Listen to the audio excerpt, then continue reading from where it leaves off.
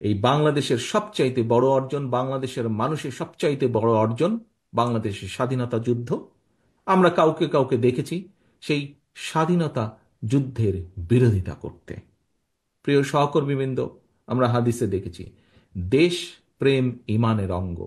সেটি দেশের মাটিকে রক্ষা করা, দেশের মানুষের অধিকারকে রক্ষা করা, দেশের মানুষের অধিকারকে প্রতিষ্ঠিত করা, সবকিছুই এই ইমানের মধ্যে পড়ে, দেশ প্রেমের ভিতরে পড়ে। আমরা দেখেছি বিএনপির ক্ষেত্রে, আমরা দেখেছি বিএনপির প্রতিষ্ঠাতা শহীদ রাষ্ট্রপতি জিয়া রহমান যুদ্ধ করেছেন।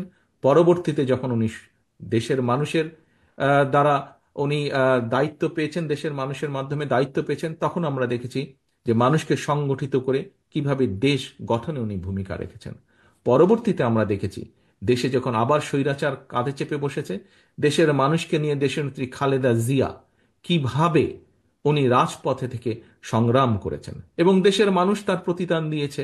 1991 সালে দেশের মানুষ ভোটের মাধ্যমে বিএনপিকে দায়িত্ব দিয়েছে দেশ পরিচালনার জন্য।